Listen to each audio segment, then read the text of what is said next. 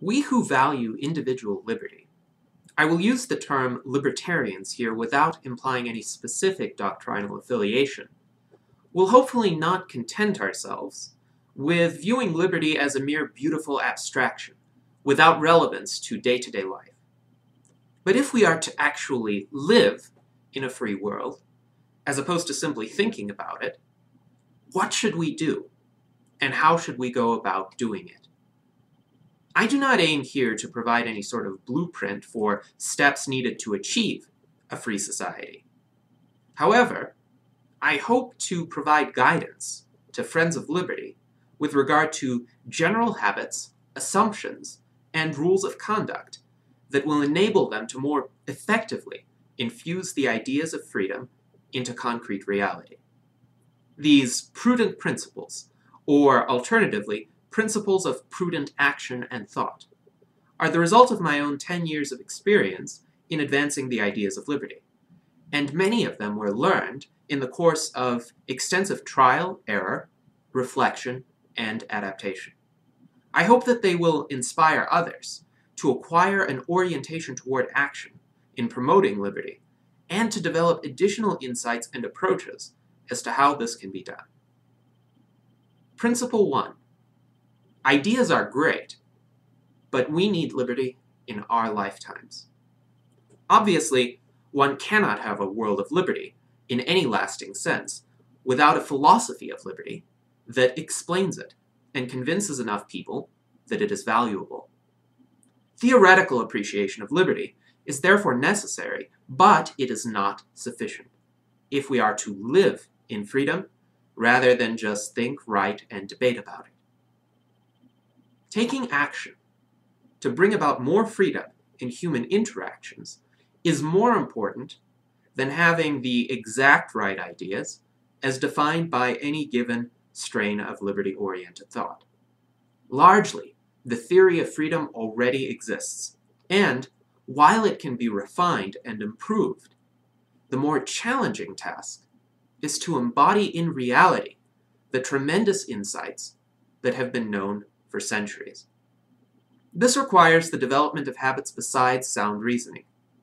Some of these include work ethic, fluent communication, civility, perseverance, practical ingenuity of the sort possessed by inventors and entrepreneurs, a focus on relating ideas to current events, and a knowledge of how change comes about in societies of all sizes.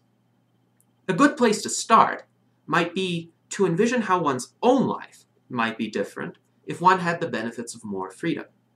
What opportunities, resources, and standard of living would one be able to enjoy, and how can one get closer to that condition in reality?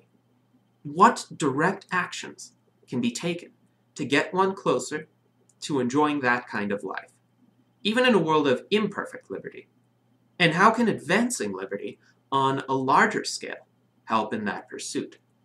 This thought exercise provides both motivation and a focus on the ongoing self-improvements that need to be made so that one can effectively improve the world. Principle 2. Moving in the right direction is more important than having the perfect end goal. It is important for libertarians to avoid falling into the trap of making the perfect the enemy of the good. Certainly, violations of pure liberty can be found in every society that has ever existed, but there are tremendous differences, both of degree and kind, among extant societies. The United States, for all of its abuses and problems today, is much freer than, say, ancient Sparta or today's Zimbabwe. And even among self-styled socialist regimes, the gulf between Sweden and North Korea cannot be eliminated by any degree of theoretical comparison. We should not, of course, settle for the status quo just because our condition could be much, much worse. Indeed, it is only when a sufficient extant amount of freedom already exists that people begin to seek more freedom to any significant extent.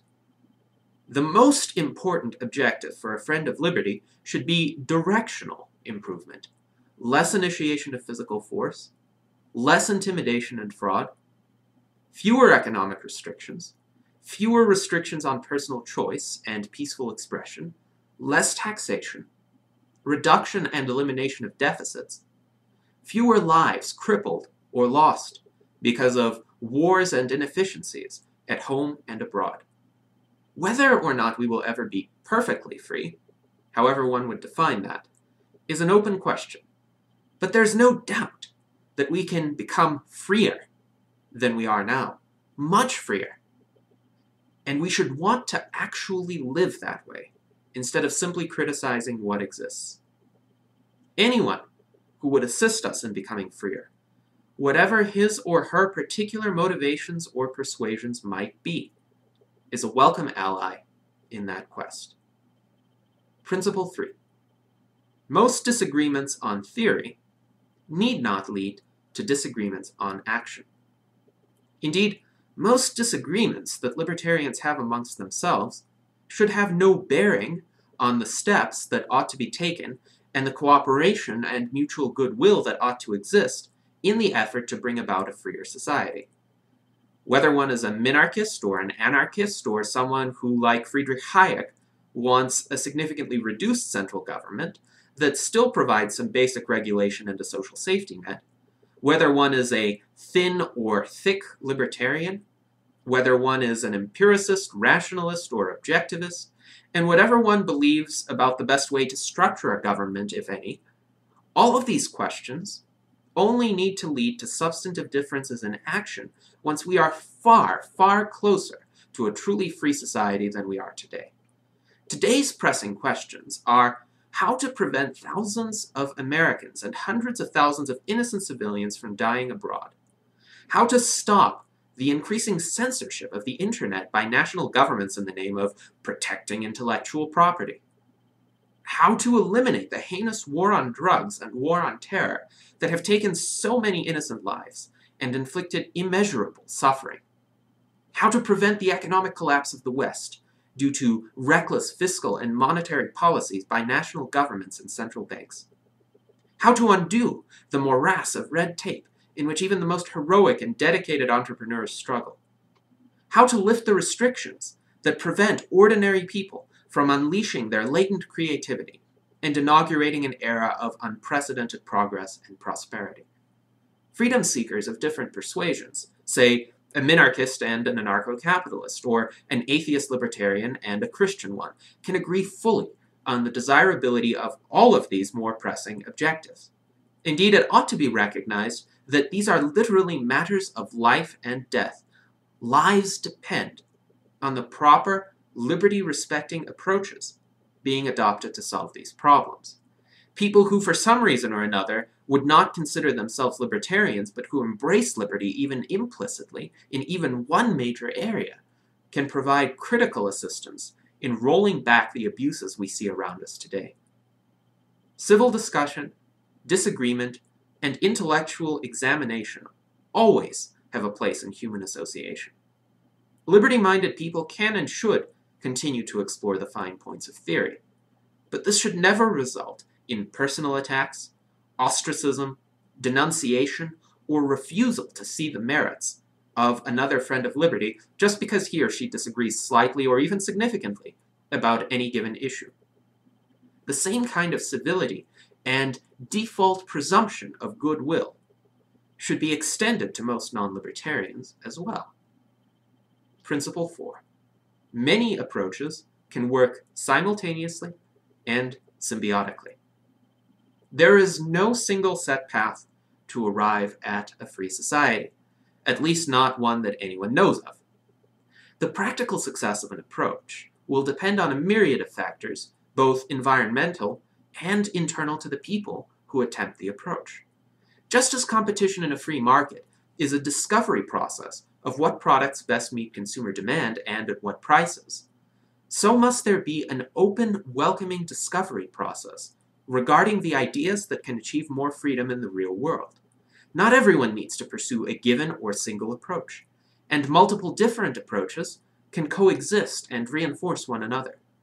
Some, like Congressman Ron Paul and his presidential campaign, might wish to try achieving greater liberty through the existing political system. Others, like Patry Friedman, and the Seasteading Institute might wish to work outside the political system to create an external impetus toward freedom. Both approaches have promising aspects to recommend themselves, and there is no reason to disparage either one in favor of the other. Friends of liberty are free, of course, to consider some approaches more effective than others, but they should be ready to accept that other approaches might just change the environment around them in such a way as to give their own effort additional momentum in the right direction. Principle 5. Sometimes making a decision is more important than making the optimal decision.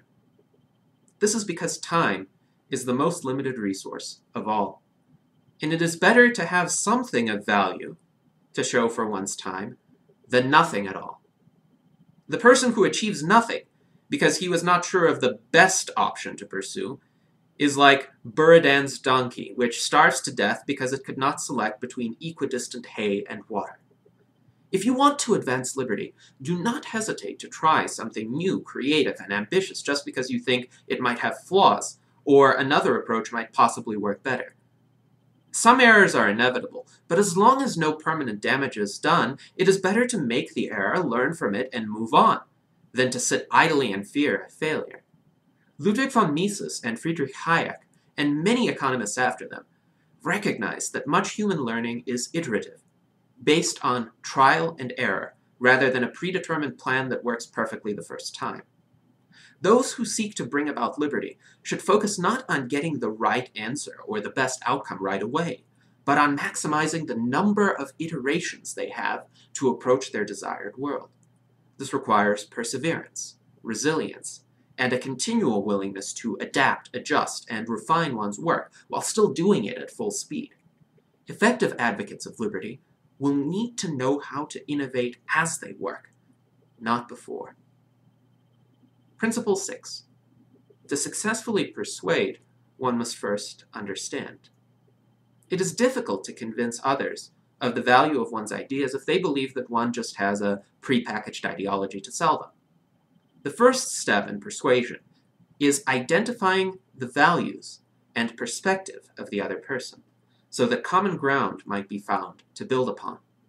When a libertarian encounters an argument which he clearly knows to be incompatible with a philosophy of liberty, the default reaction should be not, "You're wrong," but "Why do you think so?" It may be that the other person is not even that strongly wedded to the argument in the first place, but expressed it because others have, or because it seemed like a reasonable-sounding, plausible contribution to the discussion. If the other person is more invested in the argument, it is important to listen to the concerns that motivate that position. Any person of an intellectual disposition who has put years into arriving at a worldview and all of its particular implications can hardly be expected to have a radical change of mind due to one conversation, no matter how effectively the advocate of liberty makes his or her points. While this kind of change can sometimes come as a pleasant surprise, the more usual consequence of such discussions is that a seed of thought is planted into the other person's mind, a seed that will germinate and grow when that person encounters subsequent events and ideas that validate the message of liberty. This can be a seed of doubt about the efficacy of coercion and top-down control, or it can be a seed of hope about the vastly more fulfilling future that true liberty can bring about. Much of the time, it is helpful to use a discussion not as a way of reforming an entire worldview, but as a more modest means toward enabling a person to learn a particular new to that person fact, become aware of a new field of endeavor, or recognize the flaws of a particular argument that are not critical to that person's position. This keeps the discussion within the other person's intellectual comfort zone, while encouraging intellectual growth and further reflection. But the advocate of liberty should remember this. For this approach to work, it must be reciprocal. Friends of liberty should be willing to learn from their non-libertarian discussion partners to the same extent as they hope to impart knowledge and insight. Principle 7. Resist being pigeonholed and stereotyped. A stereotype, or a label, with the implied intellectual baggage associated with that label, ends meaningful intellectual exploration, and only results in jumping to conclusions. The moment a person says, "Oh, you're a libertarian, one of those people, I know what you believe," this could either be a disappointing end to a productive exchange, or a way to really get that person thinking. The moment you can demonstrate that you are not what the stereotype suggests, you become an entirely new phenomenon of reality for that other person to comprehend. Stepping outside another person's preconceived classification system of people can be a first step toward getting that person to reconsider his or her classification system of ideas as well. The discussion becomes a way to enable the person to find a new understanding of what kinds of people and ideas are out there, and which of them might be worth a deeper consideration. Once the rigidity of a stereotype is broken, vast intellectual progress becomes possible. Principle 8. Never mistake pressure for passion. Being a passionate advocate for liberty is not the same as being vehement, fanatical, or verbally abusive. To have a positive effect on others' thinking, as opposed to turning them off from liberty and libertarians altogether, one should never demonize one's opponents using ad hominem attacks, or suggest that mistaken premises, false arguments, and misperceptions of the facts imply some great character vice in the other person. One should also never use pressure tactics that lead the other person to feel intimidated into accepting an argument or inferior for disagreeing. This is not persuasion, and its effects do not last beyond the pressures of the immediate moment, unless they are effects counterproductive to the message of liberty. Remember always that we are trying to achieve a more peaceful, benevolent, harmonious world, not one filled with additional hostility and acrimony.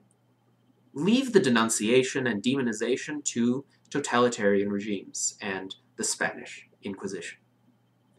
Principle 9. People are ready for liberty today. They just need the right incentives. It is not productive to the cause of liberty to espouse that people living today are simply not prepared to accept or live in freedom, so we need a few generations to pass before enough education and cultural change can take place. If we need a few generations to pass, then what do we do with the people who are alive today? Do we let them languish in unfreedom? If liberty is indeed a universally desirable condition, and even according to many libertarians a natural right, the answer to this question should be a resounding no. A key idea of economics is that people, in all times and cultures and places, respond to incentives in general ways that can be formulated into universal laws. This does not mean that there is no variability in the nature and intensity of particular individuals' responses, but it does mean that by establishing incentives toward beneficial change, we can exert influence in the right direction, even if we can never predict the magnitude. Even most people who do not appreciate the philosophy of liberty will gravitate toward the consequences of liberty: technological progress, material comfort, and aesthetic variety, when exposed to those consequences in largely unadulterated form. The only cases where people are turned off from liberty in mass occur when they come to associate elements of severe unfreedom with liberty as part of one inextricable package. This happened, for instance, in many countries of the former Soviet Union, where unfortunately liberty has come to be identified with corruption and theft of vast amounts of property by politically connected former communist elites. Again, it is important to break such stereotypes and show individuals that advocates of freedom do not stand for such abuses, and indeed, that freedom is the best way to remedy them. Principle 10. The future, not the past, is the world of liberty. Because central governments have recently and historically arrogated to themselves an ever-growing list of unjustified powers, libertarians often have the temptation to romanticize a past where some or many of these powers were not yet in place. While it is clear that some elements of some past eras were superior to what we observe politically, economically, and societally today, this is far from a universal or even predominant norm. Indeed, liberty should not be seen as a condition that once was and now is not. For the purist, there was never complete liberty in any society, and most societies in history perpetrated far worse and more frequent abuses of basic human dignity than what we observe on the part of Western welfare states today. While this is true, it is also important to see liberty as a strain or influence within a society, rather than as a binary presence or absence. The strain of liberty, in both its intellectual and consequential manifestations, is what enabled and continues to enable varying degrees of peace, progress, and prosperity throughout history. This strain is with us today, and we can contribute to it and make it stronger. It brought us the Enlightenment, the Industrial Revolution, and the Information Revolution. It can bring us so much more. Ultimately, our focus should be on establishing more liberty, so as to bring about a future that will be more glorious than any past. While we can certainly point out beneficial aspects and developments of prior eras, we must also be ready to respond to the simplistic accusation, oh, you just want to return to the 19th or 18th or any other century. The response to this should be a firm no, but we do want a better future, building on everything that we can find to be of value in prior eras. Ultimately, a future of significantly greater liberty will unleash so much human potential that we, from our present vantage points, could not fully envision or anticipate what it will be like. But our efforts should be aimed at enabling us to continually be pleasantly surprised.